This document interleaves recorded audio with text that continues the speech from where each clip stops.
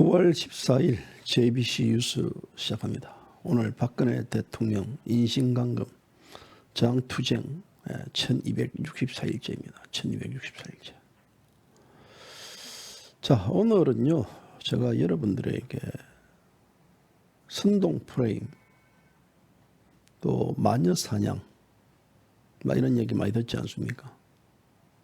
그래서 오늘은 이 프레임에 빠지지 말아야 되는 법, 마녀 사냥에서 당하지 말아야 되는 법들, 이런 것들을 좀 얘기 좀 하려고 합니다.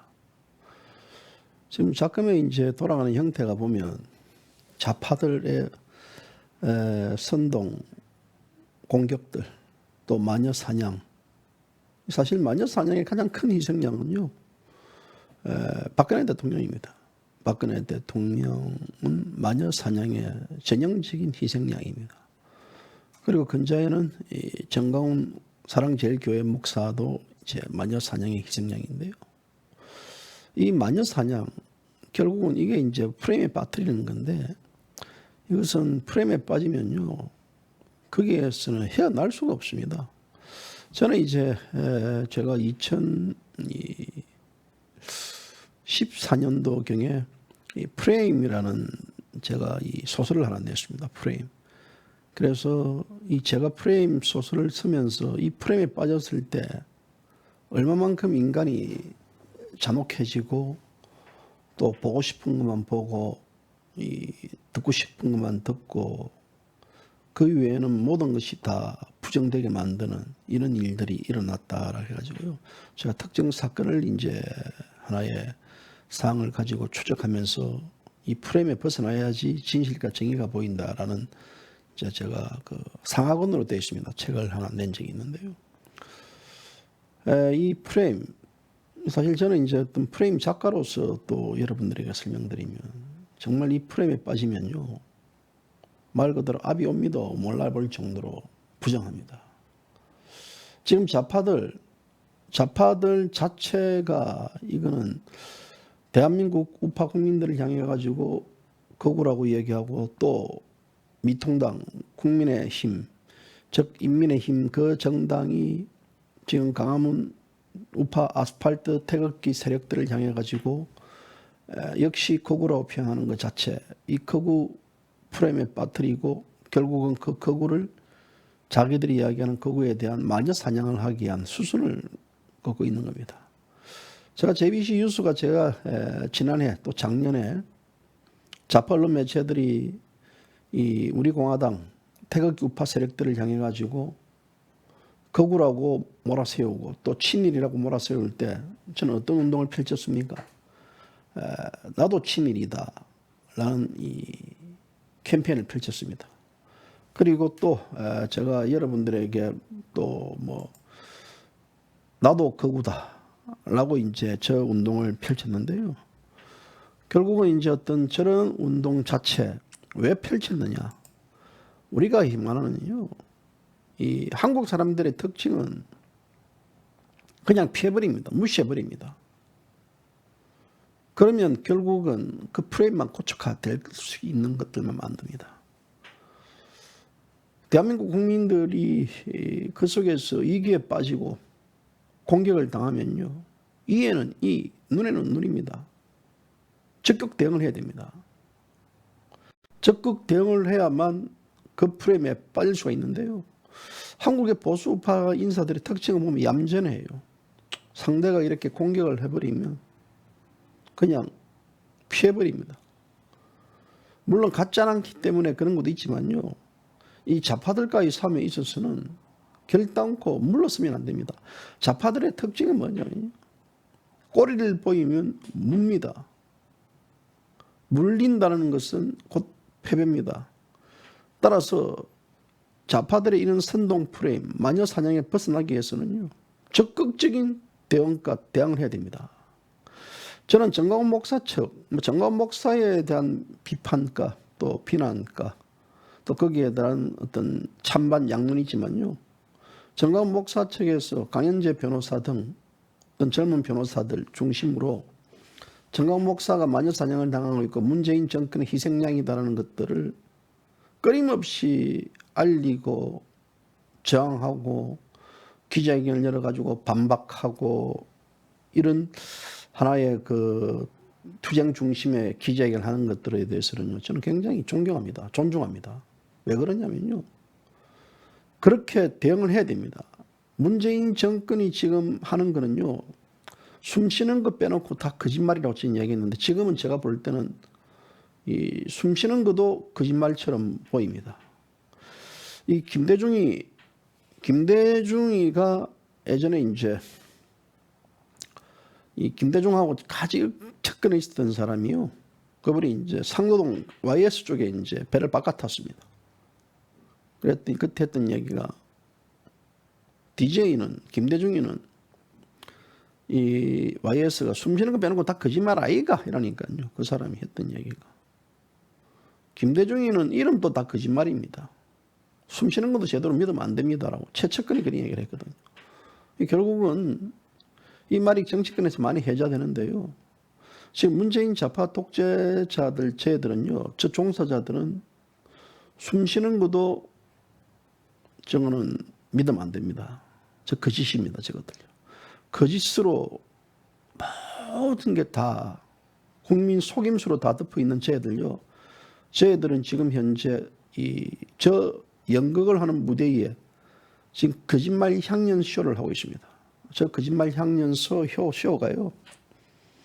결국은 제가 볼 때는 조만간 파멸의 길로 들어서겠지만 저 자체의 그 장난한 모습들을 보면서 정말 저들의 거짓말을 합법화시키기 위해서 국민을 향해 사기치고 이제 우리가 이런 얘기들은 숱하게 들었기 때문에 저도 이제 입이 아픕니다. 앉아 있으면요 그냥 나옵니다. 오늘 방송을 뭘 할까 생각하다가요 그냥 앉아 있으면 시부리는 대로 나옵니다.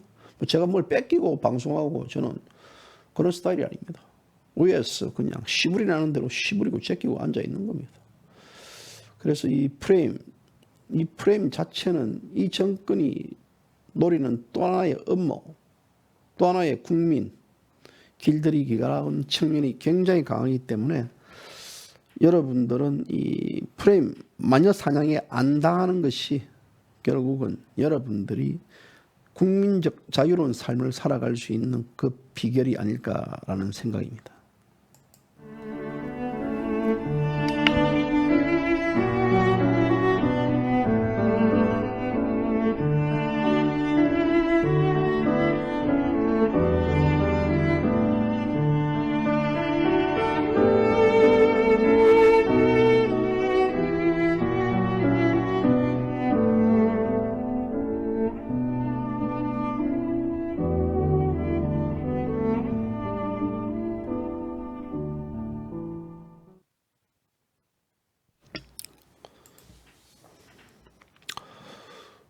정가원 목사 지금 또 이제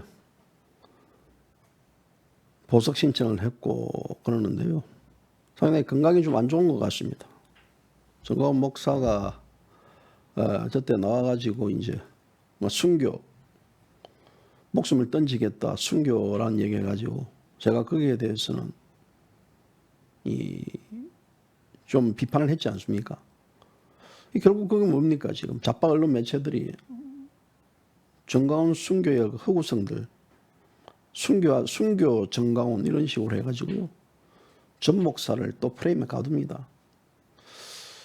혹자들은 제가 그때 이제 정가원 목사에 대한 이런 비판적 시각들 절대 순교라는 말을 그렇게 했으면 안 된다라고 얘기를 하겠던데 저보고 정가원 목사를 저는 비방한 적 없습니다.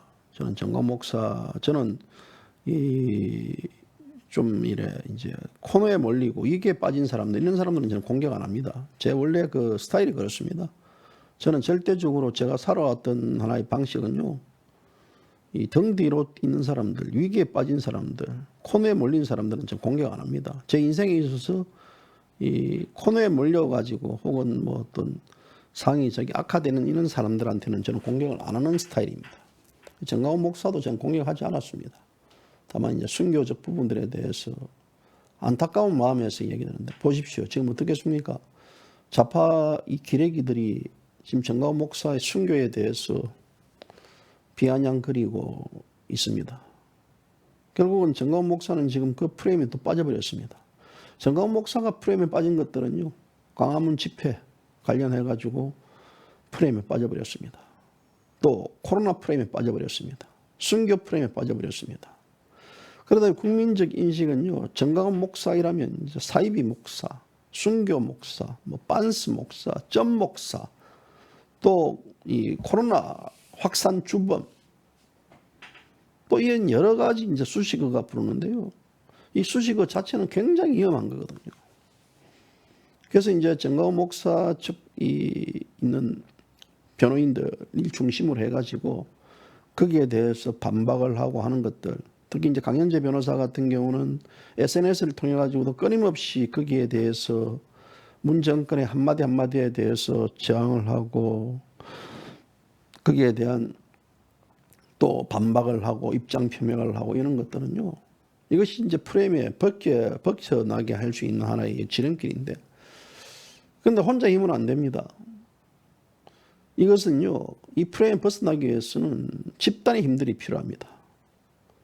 저는 제가 볼 때는 정가훈 목사를 지지했던 이 대한민국의 태극기를 들었던 그 쓰레기들은 다 어디 갔습니까? 어디 갔어요? 예? 또 다른 뭐 정당 만들러 갔습니까? 아니면 또 다른 사회단체 만들러 갔습니까? 또 다른 뭐 파리해로 기웃거리러 갔습니까? 아니면 문재인 정권한테 들어붙었던 보이지 않는 프락치로 전환했습니까? 그렇잖아요. 이 수많은 정가훈 목사를 이용했던 정치권도 마찬가지입니다. 한겨레 어디 갔습니까? 김무성이 어디 갔습니까? 지난 이 탄핵 정국 때 탄핵을 앞장서면서 또 한편으로는 정가훈 목사 손을 잡았던 자들, 그 쓰레기들 다 어디 갔습니까? 왜 정가훈 목사 혼자가 있죠? 혼자 저 프레임에 당합니까? 정가훈 목사 제가 볼 때는 거구도 아닙니다. 정가훈 목사 점 목사 아닙니다. 정가훈 목사 빤스 목사 아닙니다. 정가훈 목사 프레임 확산 주범 목사도 아닙니다.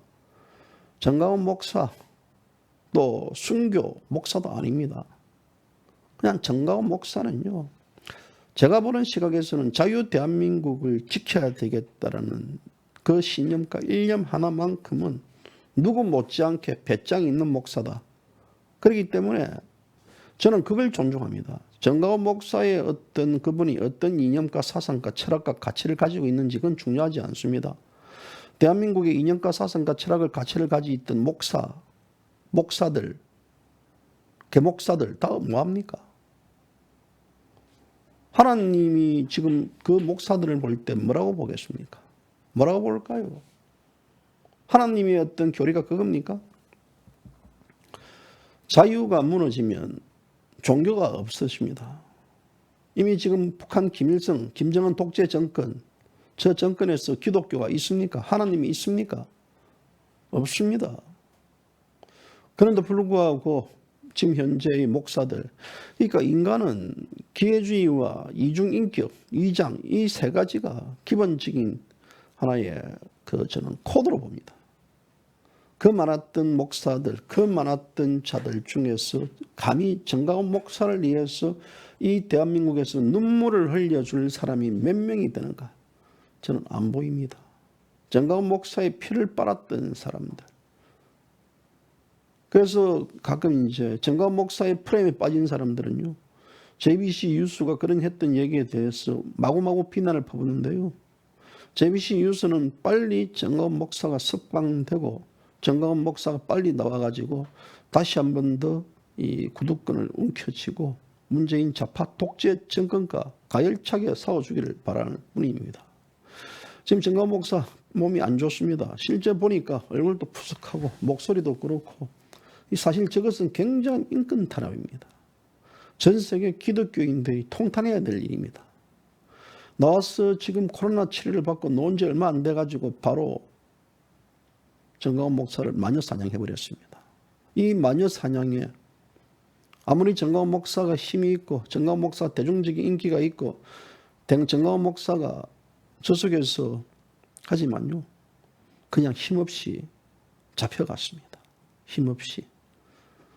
그 자체를 볼 때 과연 이런 쓰레기들 그 한 명도 정가운 목사의 어떤 그 가는 거에 대해 아파하거나 같이 어떤 전 목사와 함께 길을 가겠다라는 자들이 없습니다. 이게 수준입니다. 이 수준. 이런 수준들이 다시 광화문 집회를 하겠다. 저는 광화문 집회 하겠다 안 하겠다 이 자체에 매몰되지 마세요. 과연 저런 자들이 우리나라 대한민국 자유우파 리더로 자처했던 자들, 그 수많은 자들 중에서 과연 누구를 위해서 순금도를 가지고 스스로 함께 목숨을 던질 자들이 어디 있겠습니까? 우리 혹자들은 이런 말을 합니다. 박근혜 대통령은 참 사람이 없다.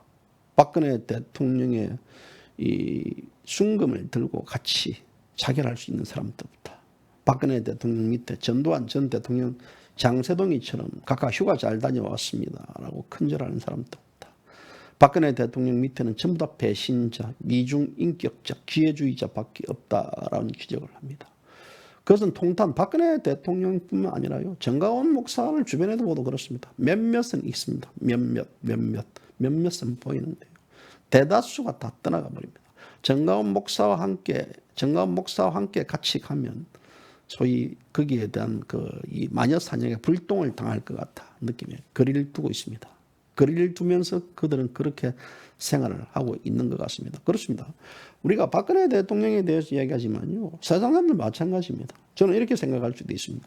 조원진 대표가 만약에 문재인 정권에게 마녀 사냥을 당하고 문재인 정권에게 프레임에 빠뜨리고 문재인 정권을 했을 때 과연 우리 공화당에서는 조원진 대표를 위해서 같이 고행의 길을 걸을 사람들이 몇 명이 있겠습니까?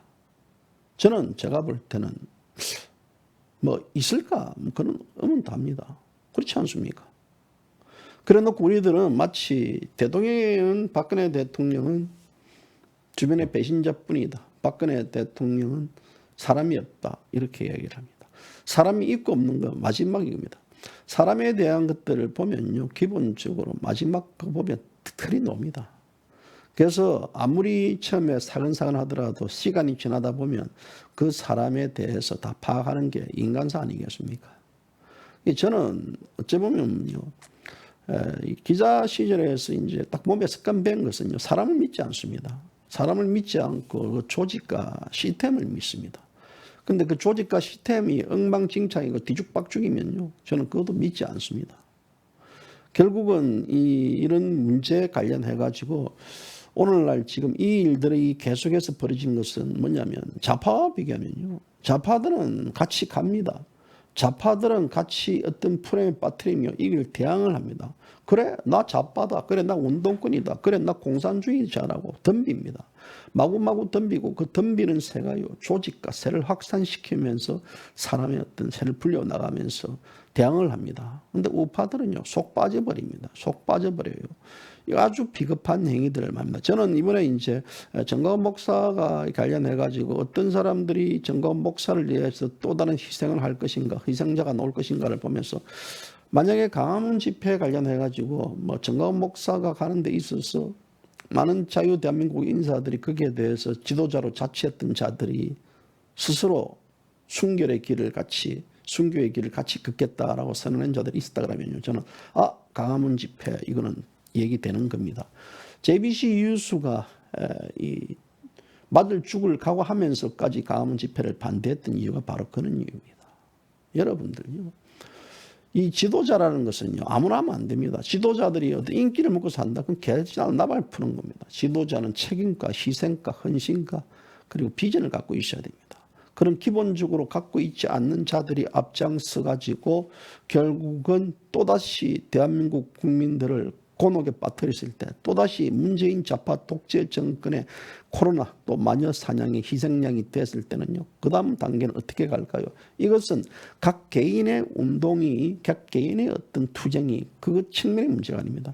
대한민국 자유우파를 살리려는 모든 자들의 어떤 그 바람을 한순간에 짓밟아 버립니다. 저는 그렇게 생각합니다. 짓밟고 제가 신이 무너지더라도요. 무너질 수 있는 자한테 예를 들어 무너지는데 저는 그 리더 같지 않는 리더 쓰레기들 때문에 대한민국 국민들이 똑같이 도매급으로 넘어가는 것 자체 저는 반대합니다. 그렇지 않습니까? 뭔가 멋지게 예를 들어 한판 붙을 수 있는 저 사람들 믿고 따를 수 있는 그랬을 때 희생되게 됐을 때는요. 덜 억울하죠. 해보지도 못하고 찝찝거리고요. 우리는 봤지 않습니까? 지난 3월 10일 2017년도 그 어떤 지도부들이 톡 깨는 것도 봤지 않습니까? 그렇잖아요. 그러니까 저는 집회를 하지 마라라는 것 자체는요. 그런 식의 어떤 지도자들, 자처하는 자들의 희생 정신과 또 거기에 관련 순교의 길을 걷겠다라고 내 목숨을 던지겠다는 각오가 없으면요. 하지 마세요. 나가지 마세요. 여러분들 속습니다. 좌파에 속고 저런 썩어 빠진 자들한테 속습니다. 저는 최근 들어 보니까요. 이 거북한 게 있습니다. 저는 부정선거 자체에 대해서는 저는 뭐 반대하거나 이런 게 없습니다.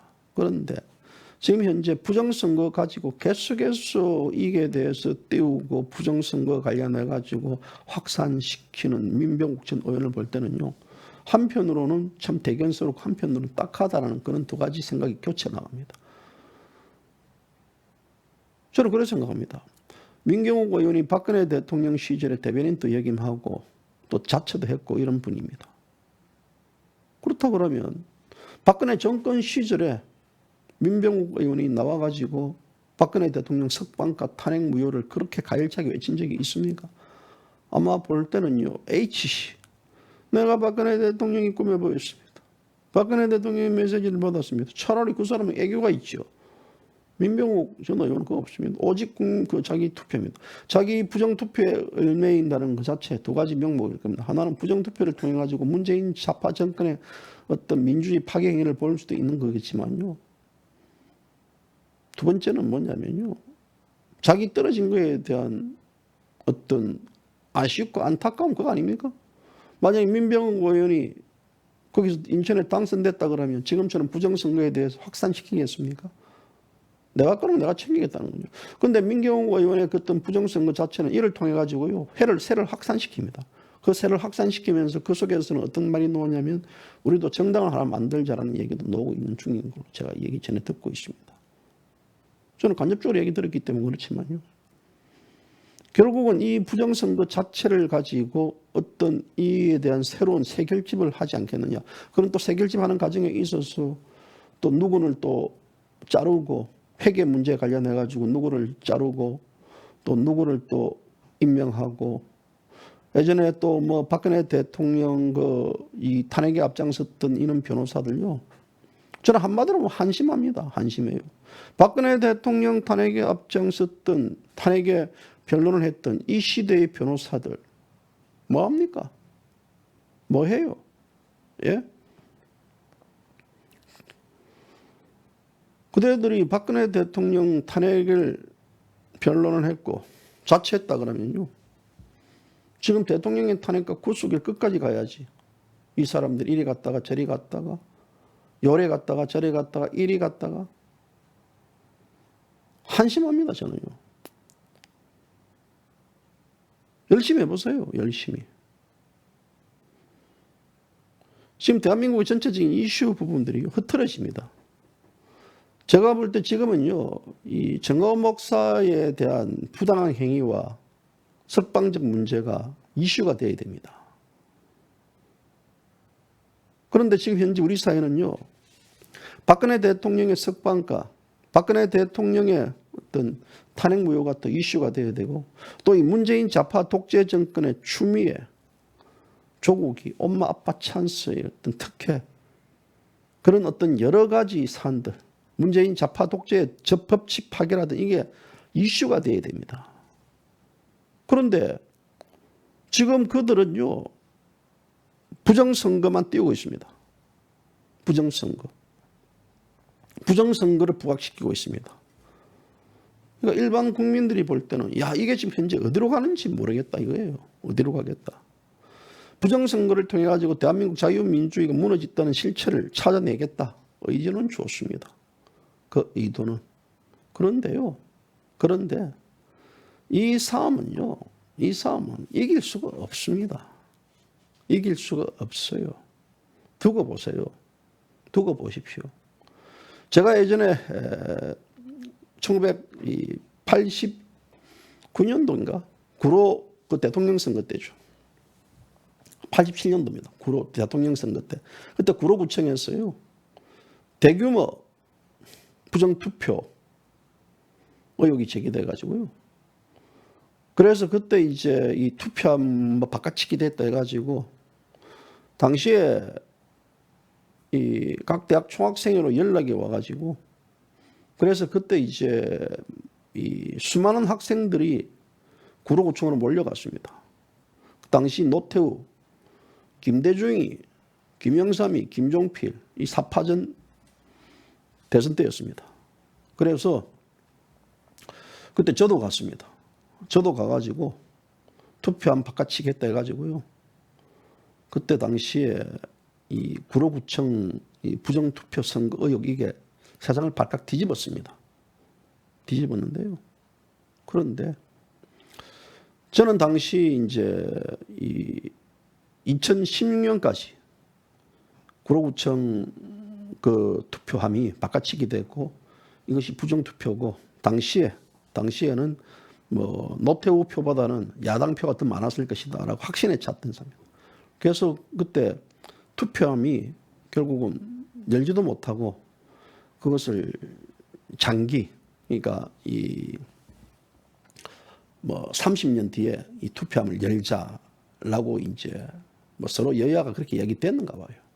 역사로 남기자 기록을. 제 기억으로는요. 한 3, 4년 전에 이 구로구청 투표함이 당시에 바깥치기 투표함이 오픈을 했습니다. 오픈을 했는데요. 노태우가 뭐 기억나기로는 한 3,500표 정도 나오고 김대중이 한 500표 이상, 김영삼이 한 300몇 표, 종필이 뭐 100몇 표. 오히려 더 많이 노태우가 더 많이 나왔어요. 그러니까 이게 뭐냐면요. 당시에 이제 여야가 같이 그 부정투표함을 오픈을 했습니다. 부정투표 아닌 걸로 드러나더라고요.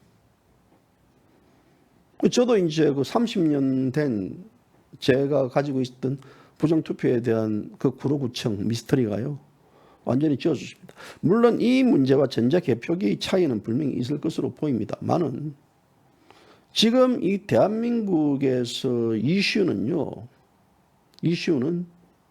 이런 마녀 사냥, 이런 추미애 공격들, 이런 것들에 대해서 대한민국 전 국민이 합심해가지고 그 이슈를 파괴시키는 행위도 해도 모자랄 판인데요. 뭐 툭하면 부정선거, 부정투표 조직위원회 만들고 부정선거단 만들고 그러니까 혼선이 돼요. 그거를 하지 마라, 하라라는 얘기 아니고요. 그 이슈가 부각됨으로써 우파들 사이에서는요. 지금 그렇지 않습니까? SNS에 돌리는 내용들도 전부 다 그런 내용들이 저한테 오는 내용들도요. 부정투표에 대해서 관심이 없습니까? 저한테 제발 좀 보내지 마세요. 다른 유튜브들요. 부정투표 뭐 했던 그 방송했는 것들 저한테 좀 보내지 마세요. 우리 공화당 당원들 중에서 제 폰 번호 많이 알고 있는데요. 그럼 거기 가세요. 저한테 제발 좀 보내지 마세요. 부정투표 어떠니 이런 식의 그 좀 이래. 투쟁에서 중요한 개념이 있습니다. 밀물과 설물의 투쟁적 요인들. 그리고 물이 들어왔을 때 어떻게 투쟁을 진다. 물이 들어올 때 노를 쩔어 했을 때요. 그럼 그것을 어떻게 기동적으로 나가느냐의 문제입니다. 사실상 이 박근혜 정권 때에서도 좌파들이 가장 많이 했던 게 뭐냐면요. 박근혜 정권의 부정투표입니다. 야당이 표가 적게 나왔을 때 박근혜 정권 때. 이명박 정권 때도 마찬가지입니다. 이명박 정권 때 말고 아니고 또 노무현 정권 때도 마찬가지였습니다. 김대중 정권 때도 마찬가지였습니다. 끊임없이 제기됐던 게 부정투표. 이 사실 저는 그 당시에 이제 어떤 그 기자 생활을 하면서요. 부정 이런 것들을 너무나 많이 들었습니다. 부정투표. 또 미국에 있어서도 뭐 부정투표 용지가 발견된 어떤 뭐 이렇게 이야기하는데 그게 어떤 부정적 부분들에 대해서 제가 그러지 않습니까? 저한테 기사를 적을 수 있는 기사를 가져오십시오. 지금 이 대한민국에서 추미애를 끌어내리고 문재인을 끌어내리고 이 좌파 독재의 민낯을 그대로 드러내게 하면서 이 자유 대한민국을 지키는 것만큼 중요한 게 있습니까? 국민들의 입장에 있어서는요, 부정투표라는 물 자체는 이미 저 부정투표라는 것은 잘 모릅니다. 그들만의 리그입니다. 투쟁이라는 것은요, 대중의 지지와 대중의 관심과 대중의 열성적인 후원 뒤에서의 그 협력이 없으면요, 투쟁은 실패합니다. 그들만의 투쟁을 할 것입니까? 그들만이 할 것입니까? 이 대한민국 자유우파들의 특징들을 보면요, 국민의식과 동떨어져 있는 거죠. 국민의식은 지금 부동산 폭락에 대해서 또 내가 이 부동산에 대해서 세금을 얼마 내야 되고 내 집을 가지고 내가 마음대로 이용하지도 못하고 내가 오히려 이 집에 대한 어떤 내 스스로 족쇄를 만들어버리는 이 정권, 그리고 내 스스로 지금 일자리가 없고 그렇지 않습니까? 먹고 사는 문제는 이거는 죽고 사는 문제와 결부되는 문제입니다. 이념과 사상은요, 다른 차원의 문제입니다. 그러면 지금 현재 대한민국 국민들이 가장 아파하는 문제가 무엇이겠습니까? 자영업자의 어떤 폭망가, 폐망가, 또 이 부동산 이 정책의 실패에 따르는 국민적인 분노, 이거는요, 이루 말할 수 없는 것들이 지금 자연 발생적으로 튀어나오고 있습니다. 의사들의 분노. 그런데 이런 분노의 국민적인 것들을요, 한 그릇에 담아가지고 국민들을 이 가슴을 좀 이래 쓸어줘야 될 사람들이 누굽니까? 바로 이 국민의힘, 인민의힘당이 그 정당 좌파 이중대가 사실 해줘야 됩니다. 그런데 그 좌파 이중대도 그거를 지금 전혀 못하고 있습니다. 그렇다고 자유우파를 표방하는 우파 시민단체들, 어떤 그들도 그렇게 하고 있습니까? 안 하고 있습니다.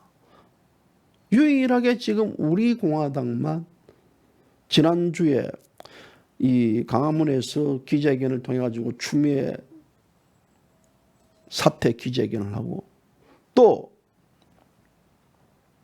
국방부 앞에서 기자회견도 하고요. 누가 지금 그렇게 하고 있습니까? 이슈를 잡았을 때 그 이슈를 물고 늘어지고 그 이슈를 가야 되는데요, 오히려 그 이슈를 분산시키는 지금 행위를 하고 있지 않느냐라는 생각이 듭니다. 저는 끔찍스럽습니다. 그러다 보니까 국민들 입장에서는 야당도 뭘 하는지도 모르고 소위 자유대한민국을 지키겠다는 사람들, 지금 정교조가 대한민국을 파괴시킬 겁니다. 교육을. 정교조의 대한민국 파괴는요, 대한민국 자체를 작용하러 만들겠다라는 하나의 수작 아니겠습니까? 그런데도 이 관련해가지고 대책도 없습니다. 그 수많은 시민단체들 뭐합니까? 입만 닥치고 있습니까? 제가 각종 시민단체들 들어가지고요, SNS를 쭉 봅니다. SNS를 쭉 보면요, 야, 기가 찹니다. 전혀 다른 얘기, 3000% 빠지는 얘기들밖에 없습니다. 그냥 어떻다 특정적인 얘기에 대해서 그냥 하고 있습니다. 저는 이 행위 자체도 말 그대로 프레임이라고 봅니다. 자신들의 프레임에 빠져가지고 자신들 스스로가 특정에 대해서 마녀 사냥을 하는데요, 우리가 핫살을 간역을 쏠려 하더라도 정확한 하나의 간역적 표적이 있어야 됩니다. 표적이 있어야만 거기서 화살이 날아가지고 표적이 꼽히죠. 그럼에도 불구하고 없습니다. 없고 그냥 바로바로입니다. 저는 지금 대한민국 언론들, 오늘 저는 이제 이 언론들은 보면 제가 사설과 칼럼을 봅니다. 이 시대에 있어서 사설과 칼럼은요, 한 시대 정신을 반영하는 겁니다. 그런데 저는 볼 때마다 야, 이 새끼들 글 장난치나? 이 새끼들 글을 이따위로 적지? 저는 대한민국에서 이자의 칼럼들은 딱 봅니다. 세 사람입니다. 저는 세 사람 칼럼은 반드시 읽습니다. 제가 좋아하는 칼럼입니다. 그런데 나머지들은요, 이 발가락으로도 적어도 그 정도 적습니다. 세상을 바라보는 시각과 관점, 자신만의 프레임 빠진 겁니다. 이 세상의 기본적인 부분, 지금 이들이 최근들의 논조는 대부분 언론에서 추미애 관련해 가지고 문재인 정권의 어떤 이중성들, 또 우리 사회가 지금 민주주의가 이기에 왔다라든지 뭐 이런 여러 가지. 오늘 뭐 또 한상진 서울대 명예교수도 이 한 매체와의 인터뷰를 통해 가지고 이 지금 현재 이 민주주의가 상당히 위험한 시기에 와 있다도 그러고 있고, 또 국가 명령 통치 체제에 길들여지고 있다라고 이제 이야기합니다. 이 사람 대표적인 좌파학자 아니겠습니까? 좌파학자. 이 김대중 정권 때 또 노무현 정권 때 핵심 요직을 찾던 자입니다.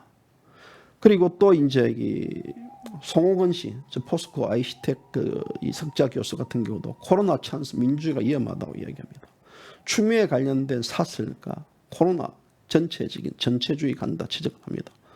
그리고 이제 중앙일보의 그 이하경이라는 자, 이런 자의 칼럼은요, 개쓰레기 칼럼입니다. 대통령위에 군림하는 극단주의 세력들, 김종인이 띄우고 태극기 아스팔트를 거꾸로 몰아가는 이런 세력들, 이런 세력들의 지적이 뭐냐면, 저는 이제 언론을 보면서요, 참 한심하다는 놈들 굉장히 많이 봤습니다. 야, 저런 새끼가 무슨 칼럼을, 저런 새끼가 무슨 논설위원이라는 것 자체. 세상을 바라보는 관점 시각들이요, 전혀 결이 다릅니다. 저 새끼 저거는 어떤 사상적 이념을 갖고 있지, 지 포지션이 뭐지, 지 스타일이 뭐지, 지 글발이 뭐지 라는 것들도 모르는 새끼.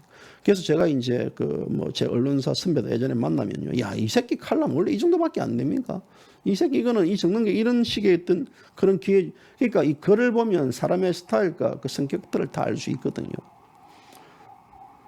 이 근본적인 대한민국은요, 이 칼럼이라든지 지금 전문 지식인 학자들이 쓰는 그런 어떤 글들, 그런 것들이 제대로 먹혀들어가지 않는 것들은 뭐냐면요, 본질적 부분들을 망각을 하고 있다는 것들이죠. 그 본질적 부분들의 망각은 바로 뭐냐면요, 박근혜 대통령의 탄핵입니다. 박근혜 대통령이 탄핵당함으로써, 박근혜 대통령이 구속당함으로써 이 역사 체제가 무너졌고, 그 근본, 그럼으로써 이 잡발들이 태극 촛불을 들고 쿠데타를 일으키고 문재인이라는 그런 엉터리가 근자에 오르는 이런 상황을 맞닥뜨렸습니다. 그래서 대한민국 국민들은 한 번도 경험해 보지 못하는 지금 이 나라에 살아가고 있습니다.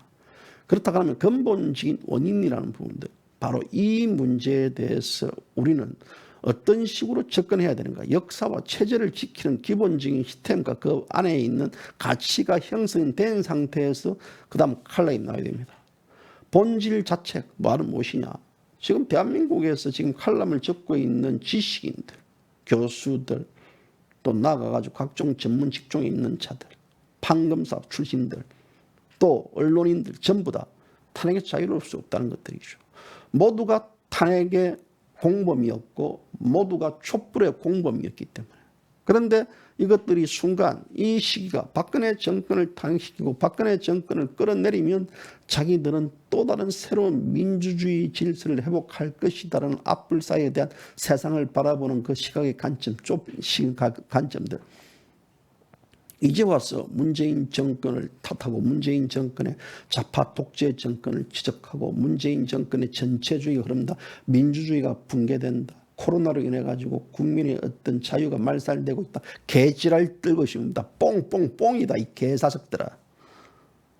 저는요, 결국은 뭐냐면 그들 역시도 탄핵에서 자유로울 수 없기 때문에, 공범이기 때문에, 그렇기 때문에 이 사람이요, 어떤 글을 읽을 때, 글을 읽고 나서 가슴이 후련하고 사이다 같은 글들이 있습니다. 한번 읽으면 또 보고 싶고 또 읽고 싶은 글들이 있습니다. 그런데 이런 글들은요, 저는 그렇습니다. 정말 이 시대에 글다운 글을 한번 보고 싶다. 그 대한민국에서 잘난 척했던 학자들, 그런 글들을 보고 싶어요. 주둥이 아닌 글들을 보고 싶어요. 근데 그 글의 한계성이라는 것은 결국은 그들 역시 박근혜 대통령에 대한 탄핵의 본질에 대한 벗어날 수 없는 소위 현상적 문제를 가지고 깐죽깐죽거리니까 그 글에는 철학이 없습니다. 그 글에는 가치가 없습니다. 그 글에는 자유 이념에 대한 확신과 사상과 방향성이 없습니다. 그러다 보니까 그 글은요, 졸필입니다. 이것이 아까도 말씀드렸다시피 그들 스스로가 탄핵에 대해서 공범이기 때문입니다.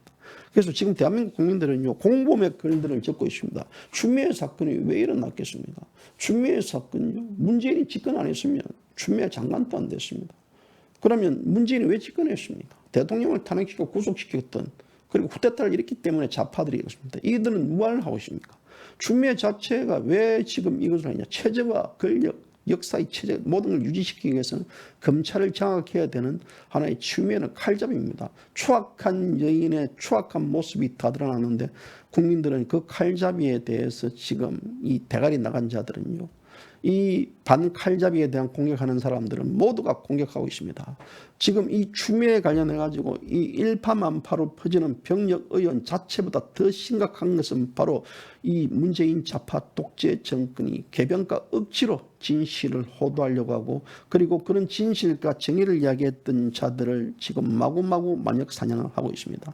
이것이 지금 대단한 대한민국의 파괴입니다. 병력의 공정성은 국가 안보에 직접적인 영향을 미치는 것입니다.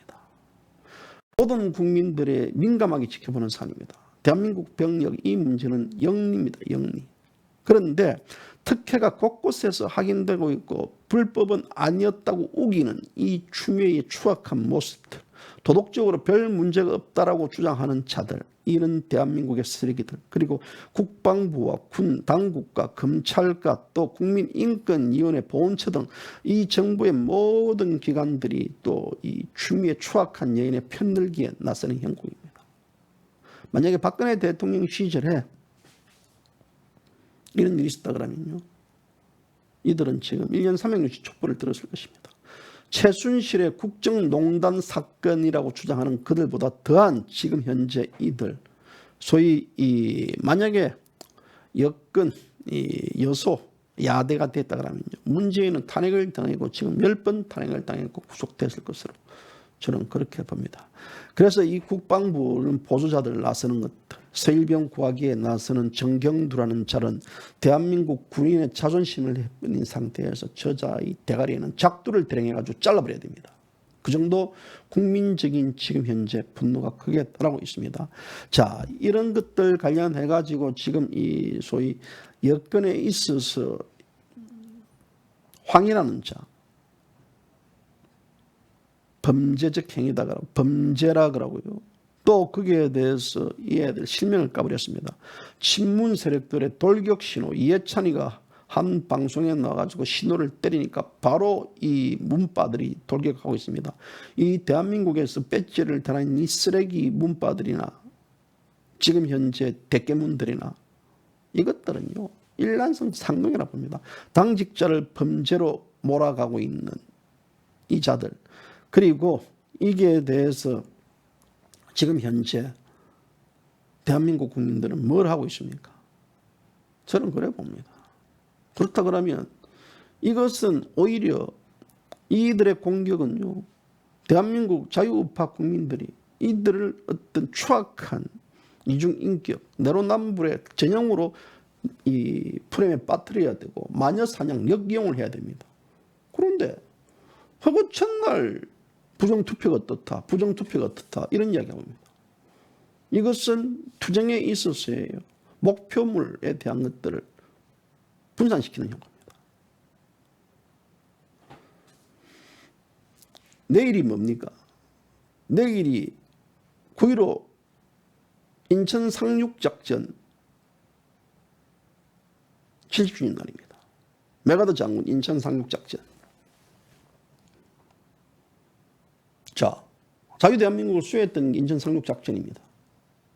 그러면 대한민국 자유우파 국민들이라 그러면요, 인천 상륙작전에 대한 우리가 기념을 해야 되고, 또 9.19 토요일 날은요, 문재인이가 지금 군사합의, 사기 군사합의를 시켰던 날입니다. 2년 전에 능라도에서 20만 명 앞에서 대한민국 굴욕을 시켰던 자입니다. 이런 자들의 행위, 행태의 기념일들, 물론 우리 공화당이 여기에 대해서 허구성을, 또 이에 대해서 자유민주 수호의식에 대한 행사를 갖겠고 기자회견을 하겠다고 했지만요, 사실 자유우파 국민들은요, 이 문제를 굉장히 올바른 시각으로 바라보고 있어야 됩니다. 역사의 흐름에 대해서, 역사의 관점에 대해서 외면하고 무시하면요, 결국은 역사에 대한 그 부패함이 여러분들을 저는 지적할 거라고 봅니다. 또 아무것도 없습니다. 오직 부정투표만 외치고 있습니다. 부정투표.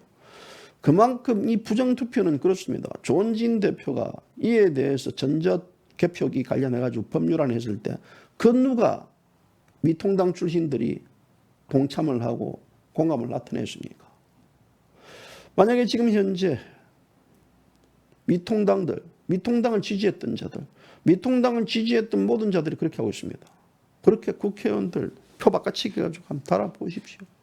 추미애 정도 하나도 넘겨뜨리지 못하고 추미애도 하나 잡지 못하는 이 무능한 대한민국의 야당, 이 무능한 대한민국의 강화문 아스팔트라고 자처하는 자들, 무슨 놈의 부정투표 관련해가지고 설령 부정투표가 나왔다는들 그들대로 투쟁에 대해서 인정하고 아이고 아저씨 죄송합니다.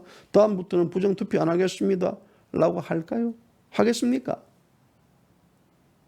하지 말라는 건 아니지만요. 정도라는 게 있습니다. 어쨌든 이 대한민국 자체 저는 그렇습니다. 우리가 어떤 이 현상적인 문제들 지금 이 프레임에 빠져있는 이 가정들을 보면요. 이 프레임이 얼마나 무서운 것인가. 인간관계에서 가장 우선이 되는 게 무엇입니까?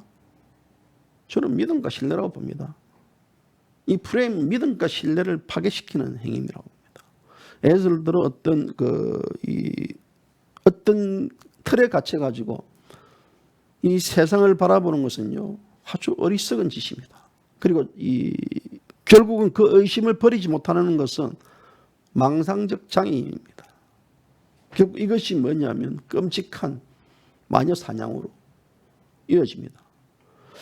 우리가 백신들 지금 이 코로나 백신도 만들고 또 여러 이제 어떤 이 독감 백신도 있고 있지만요.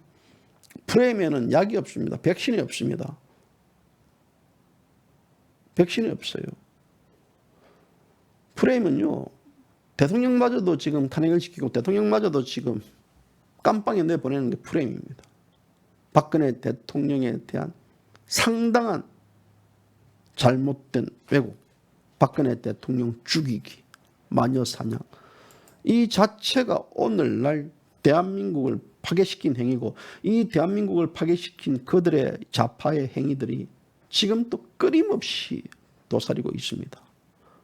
자, 이 박근혜 정권, 문재인 좌파 독재 정권의 양심선언을 했던 자들, 대한민국 자유우파 국민들은 그들을 보호해 줘야 되고 그들을 또 서로 또 감싸 안아줘야 되고 힘을 모아줘야 됩니다.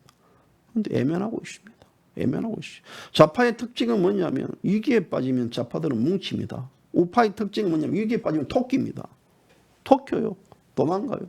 정가원 목사처럼 그 상황이 오면 도망갑니다. 나는 그런 적이 없습니다. 나는 강화문 간 적이 없습니다. 나는 한 적이 없는데요. 나는 정가원 목사 만난 적이 없습니다. 나는 그 사람 모릅니다. 마치 베드로를 보는 것 같습니다. 너는 내를 3번 부정할 것이다. 첫 닭이 오니까 부정하고요. 닭이 오니까 또 부정하고 물어보니까 부정하고 다 부정하는 이런 부정적 행위의 행태들. 결국은 이런 자들의 행태가 오늘날 대한민국을 더 엉망진창. 저는요. 지금 제가 가만히 생각하면 좌파들 쓰레기보다는요. 그런 어떤 우파인 척 하는 자들의 그 쓰레기들은 저는 더 못마땅합니다. 저는 그렇지 않습니까? 만약에 차기 대선과 차기 어떤 일이 벌어진다면요. 그럼 좌파들 쓰레기들이 정리되지 않으면요. 우파들 쓰레기들이 정리되지 않으면 저는 우파들 표 안 찍습니다. 물론 좌파도 표 안 찍지만요. 똑같이 욕합니다. 왜 그러냐면요. 배신가, 위장가, 이중인격가, 위선이라는 기회주의자들은 똑같은 일란성 상중의 결합체입니다. 그들이 태극기를 들었다고 우파고 그런 개뿔 뜯어먹는 소리 하지 마세요. 태극기 들으면 다 우파입니까? 안 그래요. 인간이요. 인간성이 맞게 살아야 됩니다. 그래서 이 저들 자체의 프레임에 빠뜨리는 행위들. 그래서 저는 그렇게 생각합니다. 이 대한민국에서 특히 이제 언론 집단이 프레임에 갇히면요. 누구나 벗어날 수 없습니다. 앞서 얘기했다시피 대통령이 언론의 희생양이 됩니다.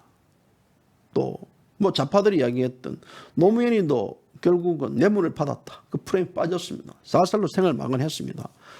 또 이런 것들 자체를 언론들이 계속해서 프레임에 갇혀버리게 만듭니다. 자신의 어떤 그런 여러 가지 공감을 형성시키고 그렇지 않는 것들에 대한 비공감을 나타내는 것들. 그래서 우리가 이 세상에 대한 옳고 그름 자체의 판단의 미스는 프레임이고 마녀사냥입니다. 그래서 그 프레임에 빠지면요, 상대가 아무리 고백을 해도 안 됩니다. 어떤 문제를 바라보는 관점, 세상을 간주하는 사고방식들, 세상에 대한 비유, 또 사람들에 대한 고정관념, 이런 것들은 프레임의 전형입니다. 그래서 착각과 오류, 오만과 편견, 실수와 오해, 이런 것들, 궤변들. 그래서 이런 것들에 대해서 결국은 프레임에 자연할 수 있는 것들은, 프레임을 만드는 것들은 마녀사냥입니다. 인터넷과 SNS를 통해 가지고요, 한번 좋은 글씨를 새겼다. 정강원 목사에 대해서 좋은 글씨를 새겼다. 가문발 코로나도, 반스 목사니, 점 목사니, 또 정강원 목사에 대한 사이비 목사니, 어떤 프레임에 빠뜨려 보면요, 이런 가정이 여러 가지 가정을 결치면요, 결국 그것도 진실이냐, 또 국민적 공감과 이 공분이 축적됩니다. 이 방송을 보시는 분들, 우리 정강원 목사를 지지했던, 정강원 목사를 지지 안 했던, 정강원 목사에 대한 비판적 시각을 가지고 있는 분들도요, 현재 정강원 목사는 이 깜빵에 있습니다. 깜빵에 있어도 고통의 나날을 보내고 있습니다. 정강원 목사에 대해서 비난은 하지 마세요, 여러분들이. 제가 보통 보면 이제 점 목사니 반스 목사라는 수식을 쓰는데, 그건 좌파들이 만들어낸 전형입니다. 여러분들께서 홍준표 전 대표, 저는 홍준표 전 대표처럼 지금 야당 정치인 중에서 사이다적 발언을 잘하는 분은 저는 없다고 봅니다. 그런 홍준표가 왜 여러분들이 싫어합니까? 바로 박근혜 대통령을 뒤에서 칼을 꽂았기 때문에 싫어하는 겁니다. 그렇다 그러면 여러분들 스스로가 제2의 제3의 홍준표가 되고 있지 않겠습니까? 정강원 목사 어쨌든 깜빵에 가 있습니다. 그 사람에 대해서는요, 넣으면 여러분들이 거기에 대해서 이 사람아 하면서 뭐 점 목사니 반스 목사니 마음껏 떠들어도 상관없습니다. 그런데 정강원 목사는 지금 현재 들어가 있습니다. 앞서 얘기했다시피 저는 등 뒤에서 칼 꽂는 것처럼 비겁한 자가 없다고 봅니다. 여러분들 스스로 제2의 제3의 홍준표가 되지 마시고요, 아무튼 그분이 무사하게 잘 오셔가지고 대한민국 자유민주주의를 지키는 데 있어서 인생을 마무리하기를 저는 그렇게 바랄 따름입니다. 그래서 그것이 바로 우리들이 이기는 겁니다. 만약에 조원진 대표가 그런 식으로 들어갔는데, 이 조원진 대표에 대해서 정강원 목사를 지지하는 분들이 저는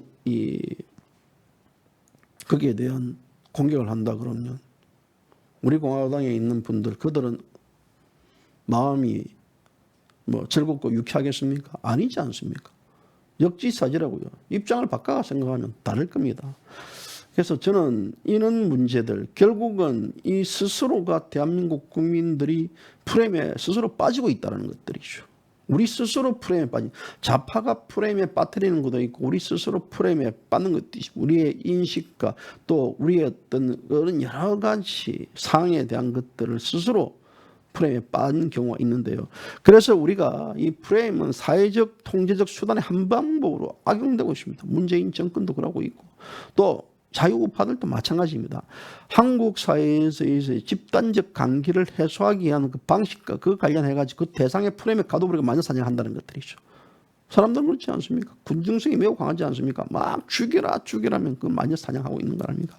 그래서 이 강대한 프레임에 스스로 갇혀버리면요, 이 때로는 사람들에게 억압된 한국 사회의 분노 분출구가 막혀버립니다. 그래서 이런 것들 한 명을 속죄양으로 만듭니다. 문재인 좌파 독재 정권이 코로나에 대한 국민적 분노를 정강원 목사로 향해버렸습니다. 타켓을 잡아버렸습니다. 가문으로 잡아버렸습니다. 그러다 보니까 여기에 대해서 이 국민적 분노를 글로 다 휩쓸게 만들었습니다. 그래서 사람들은 거기에 대한 프레임에 갇히다 버리니까 정강원 목사와 강화문 태극 우파들을 촉재앙으로 지명하고 다수의 욕망과 분노를 해소하기 위한 비정상적인 사회 기류를 만들고 말았습니다. 그래서 인간 사회에 있어서의 본질적인 폭력들, 본질적인 폭력이라는 부분들은 인간은 모방 욕망과 형이사학적인 경쟁으로 비이성적인 이 상태에 빠지기 쉽다. 그래서 인간이 폭력을 해소시킬 수 있는 방법은 이 분노케 하는 대상들, 즉 희생양에 집중시키면서 그 희생양은 바로 마녀 사냥을 해야 되고, 그 마녀 사냥은 인간이 만드는 대체 폭력이고요. 이것은 만장일치에 대한 폭력입니다. 그래서 사람들은 강기에 빠지면 마침내 마녀 사냥을 하면서 이 폭력을 갑니다. 그래서 이 프레임에 빠지면요, 진실과 정의가 중요한지 아닙니다. 프레임에 빠져버리면요, 진영의 논리 속에서 내 스스로 보고 듣는 대로만 갑니다. 그래서 이 세상들, 인간은 그렇지 않습니까? 네모난 창을 통해서 네모로 보임, 밖을 보면 네모로 보이고, 세모난 창을 통해서 그 밖을 보면 세모로 보입니다. 아무리 이것이 네모가 아닌들, 이것이 세모가 아닌들 이야기한들 그것을 받아들이지 않습니다. 그래서 우리는 지금 현재 이런 거대한 문재인 좌파 독재 정권이 만들어 놓은 프레임, 또 그 마녀 사냥과 싸우고 있습니다.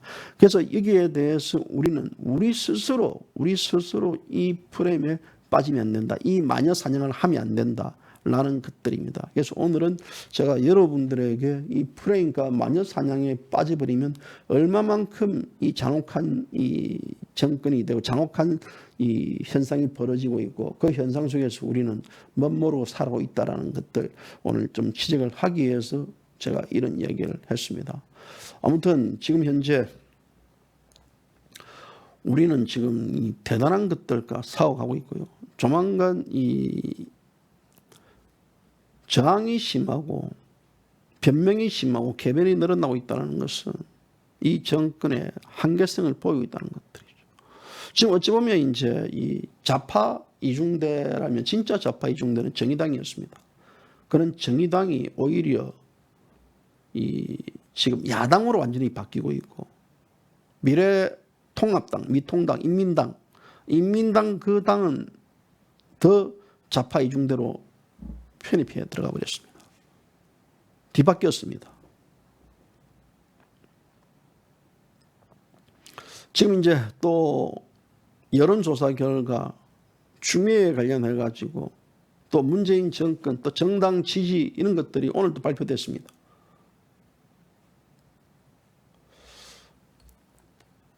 지금 이 정당 지지 관련해 가지고요, 우리 공화당이 지금 국회의원 한 명이 없기 때문에 여론조사 결과에 정당의 지지에 빠지고 기타로 들어가 있는지 모르겠지만요, 우리 공화당 자체가 이 여론조사에 빠진다는 것 자체도 의도적이든 혹은 어떤 다른 규정이 있든 간에요, 이것은 잘못되었습니다. 왜 그러냐면요, 우리 공화당은 지금 3년 이상을 대한민국에서 자유파의 정당을 가지고 있던 정당이고요.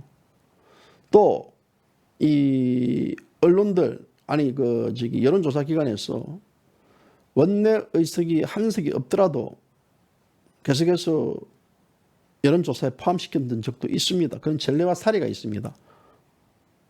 우리 공화당은 빼버립니다. 우리 공화당을 완전 무시해버립니다. 이런 것들에 대한 대책, 타겟책, 이것은 바로 우리 공화당의 외환 확장을 위한 하나의 측면에서 국민들에게 우리 공화당을 인식시키는 측면에서 굉장히 중요한 관점적 포인트라고 봅니다.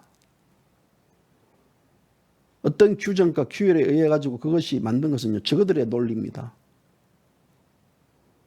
또 요구할 수 있는 사안들에 대해서는 또 요구해야 될 사안들은 우리의 요구입니다. 우리의 요구와 저그들의 요구가 박치기 되는 그때를 합을 이루어야 되는데요, 지금 그것조차도 시도하지 않고 우리 공화당 여론조사에 그냥 빼버리는구나, 아유 그런 갑다라고 앉아서 나머지 불구경하듯이 이야기해버리면 안 됩니다. 저는 그래 봅니다. 아니면 자체적으로 우리 공화당이 매주 어떤 국민적인 여론조사 기관을 통해 가지고요, 여론조사의 결과를 발표해 보는 것도 중요하다고 봅니다. 그들만의 여론조사가 아닌 또 이쪽의 여론조사의 결과도 필요하다고 저는 그래 보거든요. 우리 공화당 찾아보면 아무것도 없어요. 그 역시 백날 첫날 앉아서 좋은 얘기하면 뭐합니까? 우리가 갈 수 있다, 우리는 자유민주를 회복해야 된다 하면 뭐합니까? 그거요, 그들이 만들어 놓은 리그에 아유 그렇습니까? 예, 예 알겠습니다 하지 마세요. 그건 그들이 만드는 리그입니다. 우리 공화당이 거기에 대해서는 피해를 입고 있다는 사실들요. 그거는 물론 여론조사하면 우리 공화당이 10%는 못 넘고 또 5%도 못 넘고 막 기껏 지난 총선 전에 3.3%가 나왔고 이런 정도가 밝게 될 수 없지만요. 3%가 놓든 1%가 놓든 2%가 놓든 간에 그것은요. 국민들에게 우리 공화당의 존재를 알리는 것입니다. 우리 공화당은요. 우리만 알고 있는 정당, 우리끼리의 정당이 되면 안 됩니다. 외연 확장은요. 바로 그런 세세한 부분부터 나가가지고요. 저는 우리 공화당에 있는 최고위원들 중에서 뭐 발언하는 것들 보면요. 이 사람 진짜 시대에 동떨어진 얘기를 하는 분들 참 많다. 시대에 동떨어진 얘기를 하고 있구나. 무슨 자다가 귀신 신나라 까먹는 소리가 앉아있노. 미안하지만 우리 공화당 당원들 정도 되면요. 우리 공화당 지도부가 하는 얘기를 다 못 알아듣는 분은 없습니다. 거기에 대한 동탄에 빠진 도탄. 그러니까 그분들보다 더욱더 이 지식이 있는 분들입니다. JBC 뉴스 제가 그분들을 만나면 깜짝깜짝 놀랍니다. 이야, 그분들의 정치적 식견과 그분들의 어떤 대안적 방법과 이런 것들은요. 그러니까 괜히 우리 공화당 당원들을 교육시키려 하지 마세요. 몇몇 지도부들에게 제가 이야기 부탁드립니다. 진짜 저는 객관적으로 볼 때 그렇습니다. 굉장히 듣기 거북한 얘기가 많이 나옵니다. 뭘 우리 공화당에 대해서 뭘 그렇게 뭐 그럴 바에는요. 내일이라도 당장 오늘이라도 당장 리얼미터나 한국갤럽이나 여론조사 기관 가가지고요. 왜 우리 공화당을 뺐는지 원내 정당이 그때 뺐다 그러면요. 그것은 이 여론조사 기관의 그 어떤 지금 나름대로 행포입니다. 행포. 넣어달라 그러고요. 아니면 거기에 대한 방법을 찾고 자꾸 거기에 대해서요. 우리 공화당 이 당원들은 빵가 우유를 먹고 싶은데요. 거기 자꾸 소크라테스 철학을 심으려 하지 마세요. 그 소크라테스 철학은요.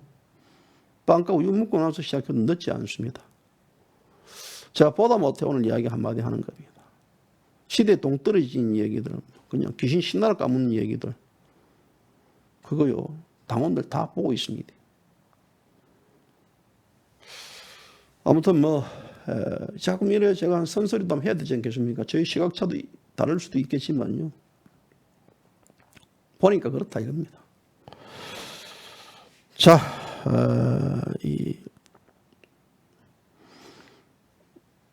시내 곳곳에서 1인 시로 문방 정권 퇴출. 댓글 50% 장악. 그래, 그런 거 맞습니다. 댓글을 어떻게 장악시킬 것인가? 우리 공화당 당원들이 지금 현재 40만 명입니다. 40만 명들이 댓글을 어떻게 장악시킬 것인가요? 그 여론 아닙니까, 그게요? 아닙니까, 그게요? 거기에 대한 맞는 현실적인 이야기를 해주세요. 지도부님들. 자꾸 이렇다 저렇다 얘기들요. 다 아는 내용들입니다. 기존에 와서 언론 매체에 나왔던 이 신문에 나왔던 내용들을 앉아가지고 이야기하면 하품 놉니다. 하품. 대한민국 자유민주의 최고의 수호 집단 전사가 우리 공화당 지도부입니다. 그 지도부들이 뱉는 하나하나의 말은요. 대한민국 국민을 일깨우고 대한민국을 살리게 하는 하나의 바로 밑이라고 봅니다. 자꾸 귀신 신나라 까먹는 소리 하지 마라 라는 것들. 좀 더 많은 것들을 좀 이래 다양하게 방법도 보고 오시라는 얘기들. 저는 그런 얘기들을 좀 하고 싶습니다. 알겠습니까? 물론 제 얘기가 꼬일 수도 있습니다만은 제가 언제 저는 지적 언제 하고 싶어서 한 거니까요. 너무 곱게 받아들이지 마세요. 꼬우면 다음부터 안 하면 안 할게요. 무서웠으면 하려고 하겠습니까? 제가요. 오늘 방송 여기까지입니다. 감사합니다.